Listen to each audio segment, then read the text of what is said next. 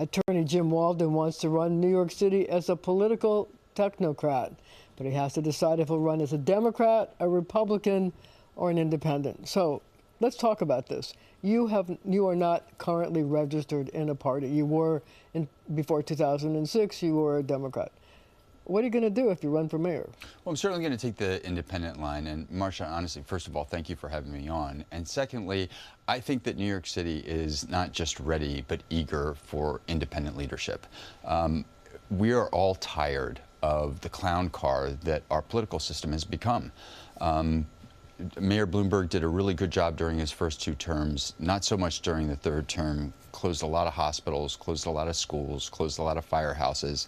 And then we had de Blasio, and I have many opinions about him and now Adams. Oh, go ahead. Explain. Yeah. Well, I'll just first say we need a mayor who has not just no integrity problems, but is an anti-corruption crusader. The problems with corruption in our city are solvable, right? We need someone that has the tone from the top, that is going to have enforcement, monitoring, and real consequences for people that engage in. But see, while I get your point that you want to run as an independent because you are not beholden to a political operation, on the other hand, the reality is that the political party does give you some leg up in terms of exposure and support. So, isn't it difficult for an independent to run in a multi-candidate field and win? I mean, if you were to run as an independent in the general election, you would face a Republican and a Democrat. That might be a hill too far to climb. I don't think it's hard to climb at all, because I've looked at the data. Right, as you said, I'm not sure I'd say I was a technocrat, but I certainly can be both a regular guy and someone who really cares about deep policy and data. And I've looked at the voting data. I looked at the voting data in the last several elections and in the presidential elections. And when you really look at the map closely, what you see is a lot of election districts that have swung. And my job is to identify those people that have been unhappy in whatever party they are, whether they are unhappy Republicans or more often unhappy Democrats, and to target them, because when they hear me talk about making decisions in an apolitical way based only on good policy, it is refreshing. So look, it's a crowded field no matter which party you're talking about, the Democrats or Republicans. So how will you differentiate yourself from all these other people who are running all different kinds of campaigns? Yeah, so I already have. I mean, first of all, let's be honest about what's in the current field. There's a lot of people that align with socialist ideas. I am not a socialist. I believe in the free market, and not because I'm a corporatist. I grew up from the school of hard knocks, right? I grew up in the bottom of the barrel. I am one of the few candidates in the race that really, I was almost homeless, and I would have been homeless if a family hadn't taken me in and let me sleep on a floor for a year. I failed out of community college, so I've been at the bottom rung. I believe in the free market because I've seen what it can do in terms of innovation and prosperity. So that in and of itself differentiates people, because unlike the rest of the field, I believe part of the solution to our problem is not vilifying the business community, but supporting them. Small businesses alike. Small businesses in this city are over-regulated. You talk to any small business owner and she or he will tell you that HPD, environmental, all of these agencies are all over them, taking a piece, taking a piece, taking a piece. You're going to stop that? Well, I'm going to significantly decrease the regulatory burdens, which just amount to cost. There are people But the city runs on the fact that they can collect this money and it goes into the general fund budget. Well, it's funny that you say that. Let's talk about landlords for a second. Do you know how much back fines landlords in the city owe that's not been collected? $800 million. So the city does a terrible job about collecting this money. And when you really look at how much is outstanding, you realize that city government has worked in a lot of ways. But the last 23 years, I've been filing lawsuit after lawsuit and it doesn't matter whether it's a Democrat or a Republican administration. The government does some things incredibly well, and it does other things very poorly. So Eric Adams, the current mayor of the city of New York, has said that he's going to run for re-election, but he still has to face a corruption trial. Now, you're a former assistant U.S. attorney in the Eastern District. a federal prosecutor. What do you make of the case, and do you think that should disqualify him from seeking re-election? So, first of all, I believe in the Fifth Amendment, and I believe in someone's right to defend themselves. So I don't think that the people that are trying to score political points by telling him to step down, I don't think that's the American way. So I want to be super clear about this. I think he has a right to defend himself, and I don't think that he should step down. Now, if Does he have a right to run again? He does have the right to run again, and the only way that he shouldn't run again is if Kathy Hochul, the governor of the state, believes that he's not doing a good job and she asks him to resign. And since his indictment, and we can talk about the allegations against him, he's made a lot of progress. He's appointed some good people. He's course corrected a bit.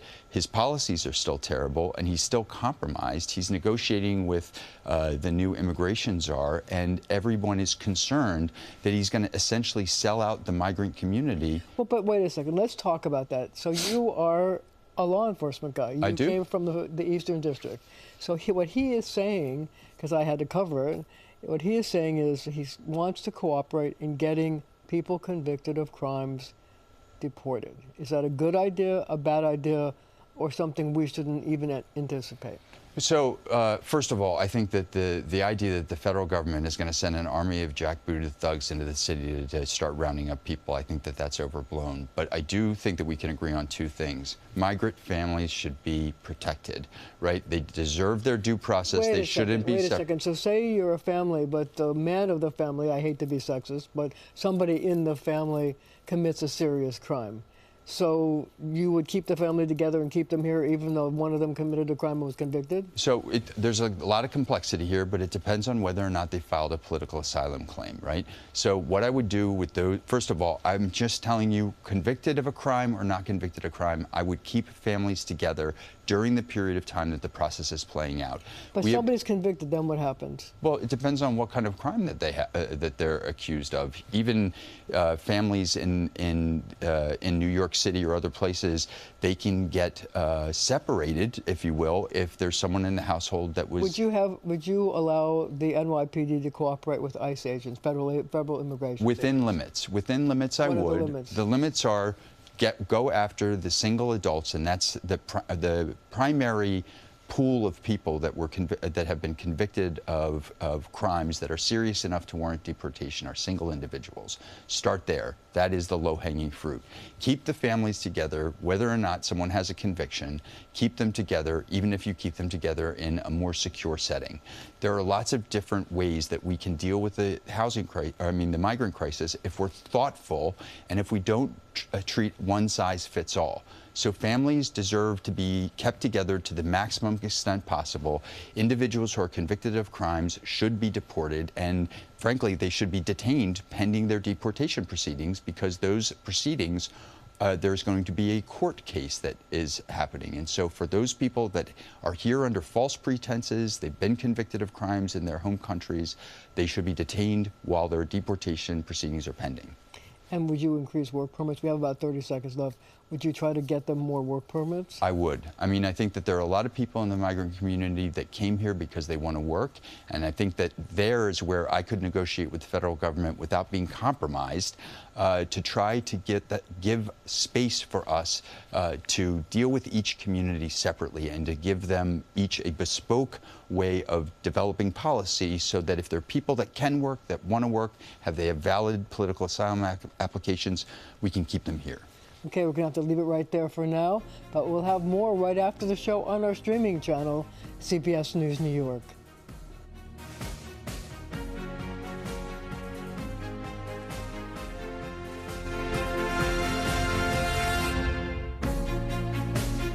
We're back with Jim Walden, and we're talking about a man who wants to run for mayor. And one of the things I want to talk to you about is affordable housing. Sure.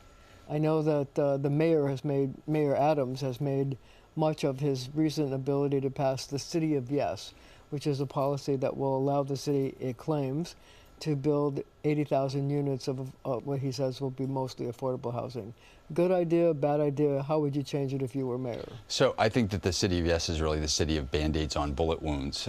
We need 50,000 new units just to keep pace. There are other cities that are acting boldly. They have housing problems too. And instead of half measures, they're going all the way. So what's bold? Bold is a multi-tier plan that tries to solve it on all levels, but focusing on Manhattan. So number one, why Manhattan? Because if you try to put a lot of people in the outer boroughs, you're going to increase carbon and you're going to increase costs and you're going to increase pressure on our infrastructure.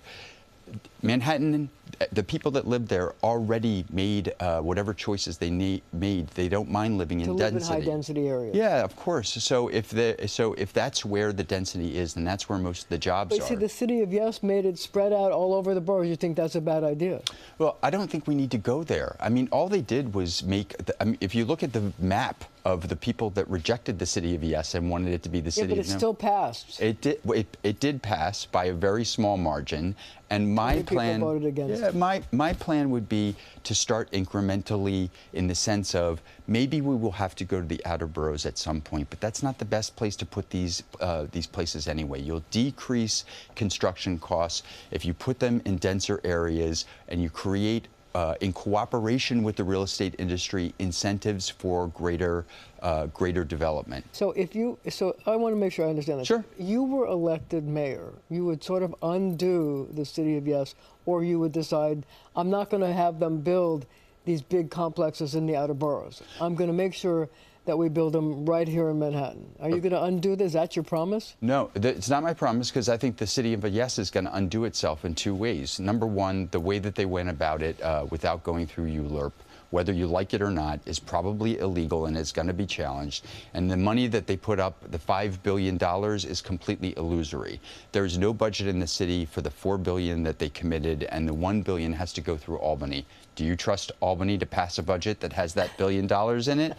So what I can promise people is that next week they're going to see a much better plan from me that has a lot of different components. I'll tell you about them if you want me to unpack it. Please. Yeah. So Nycha, the Nycha community is dying for new apartments. Why? I've walked through these buildings, right? When I litigated and represented the Nycha community in 2018, I saw the conditions of those apartments. So you want to build on the land at Nycha complexes? I want to go to the Nycha community with a compromise that they can decide on, right? I want to show them, first of all, a compromise is don't make them choose a pig in a poke. And when I say that, I mean show them that what they're going to get before you ask for their consent, and only do it for those communities that want it. But what are you going to offer them? I'm going to offer them to replace the buildings that they're in and put them in. They have to move out in order to replace them? They do not. There's a project going on right now in the Elliott Chelsea House. I know that. Go ahead. Yeah, that is a build first program. So you build the first building in what is going to be the new block, and you don't make people move out unless they're moved. I mean, you don't make people move out at all. You move them into the new building to put them in. And then you take the next building down. Exactly. Okay. Exactly. But and you do that with compromise, so that you actually engage in some urban planning with the community. But you're building new apartment buildings. You need to also build more apartments. Where do you find more space? Where do you find the land in Manhattan, which is already built up, to build enough to increase the housing stock? So number one, the first leg of my plan is to upzone much more of Manhattan than is in the current plan. My second one is to return the Nycha community to the street, so they're not in these segregated, physically and economically segregated areas. They're on a block with affordable housing, with luxury housing, with retail, with schools, with a firehouse. How do you do that? You give incentives to developers, and you create a new financing camp. So you're going to have to take the unused land on Nycha properties and build luxury housing so that they're interspersed with the public housing. Is that what you're saying? What you do is you go community by community, and you work with both the community and a developer to design a block that is integrated and is not segregated. And so, yes, in every block of New York City, you have places where there's luxury housing and middle-income housing, affordable housing, and low-income housing. There's no reason that we have to have these isolated, segregated areas if the community wants it. Now, if a Nycha community doesn't want it, then they don't have to vote for it. But under my plan, they will have a seat at the table from day one, meaning they will see the new apartments first. And then if they choose to go that direction, then we will work with them to make sure that the urban planning and supportive services that we integrate into the blocks is done in a way that helps their families. Because the Nycha residents add $2 billion of revenue to the city, and they never get construction? It's a combination of development incentives for the real estate community, bonds that are issued, a new construction financing fund that is part of my plan, and it's all part of more than 10 different tools that we can use. Another one is a band. And bonds are issued by New York City? I think that there's a better way to do it, where you get a zero interest loan from the Fed, similar to the program that the Fed used for cities during COVID. And then you also try to attract private capital into a fund that allows more construction because you're financing it and you get a return on your money. So the city can actually make a profit margin by giving more construction loans. So I have to ask you another question. I know that you represented Robert Kennedy Jr. when he tried to get restored to the ballot, the primary ballot in New York. But now he's becoming the health secretary, and he wants to support, he's supporting people who are anti-vaxxers. I wonder how you feel about that and if that's a good thing. I believe in science. And I believe that vaccines saved hundreds of thousands of lives. So my politics don't align with RFK, but the reason that I represented him was not a moral crusade. It was a case where he paid my law firm to help him gain ballot access, and as someone that believes in fewer rules to exclude good candidates and to make it complicated for voters, these are the kinds of cases that I've brought for years. Why did you become an attorney? Oh, that's a good question.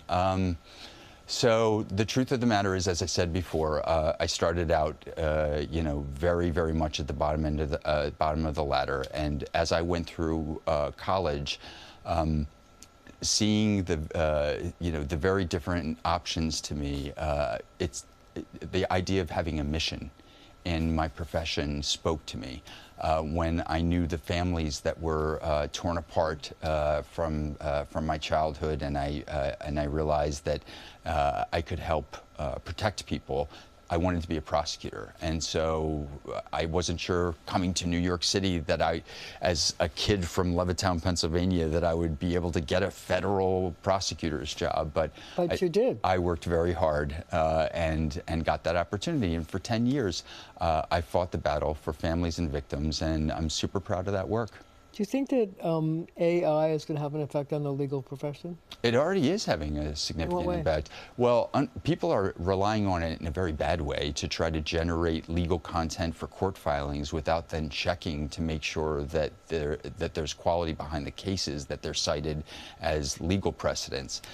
So that's a way in which it's bad. But there are also now research tools that are extremely positive. So AI is just one of those things that seems a bit terrifying. Think about the Terminator. I'm not terrified. I just think that we need to very carefully control what we use it for, and that we need very, very smart people making sure that the machines don't get smarter than us. So do you think New York City is a good place to raise a family? I do. I mean, I raised 3 kids here, and I love New York. I mean, I could have easily stayed in Philadelphia when I left law school. I could have had a very pleasant career there.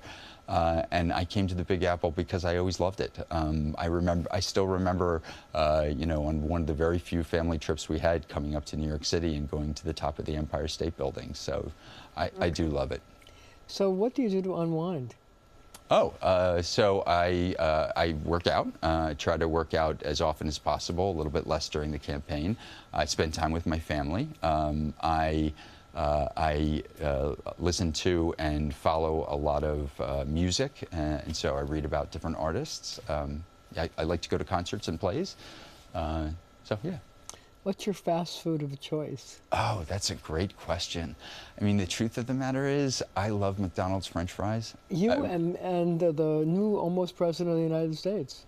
Oh, is that right? President Trump is a big McDonald's fan. I don't love any the other stuff at McDonald's. But you like the French fries? I really like the French fries. Why? I don't think that it must be something that they add to it, to tell you the truth. But I just remember there was we would get a treat. We would go to drive-in movies from time to time, and we would get McDonald's French fries, and I remember eating those. That was a treat from your childhood. That was. I mean, we were mostly eating Spam and Hamburger Helper, so when we got McDonald's French fries, that was like the big treat. I get it. So, because this is the holiday season, do you have a favorite holiday tradition? Yeah, so it's really my family. As a kid growing up in a broken home with a tremendous amount of tension, the holidays were never my favorite time. And so the family that my wife and I created is super special to me. So we've always had this kind of regimen of wrapping gifts the night before, and even now that they're adults, the kids like not coming downstairs until. So that's really still a very special thing, and we look back at old photos, and I take a lot of joy in those memories. Well, thank you very much, and thank you for joining me. Thank you for having me. Thank you at home for joining us as well.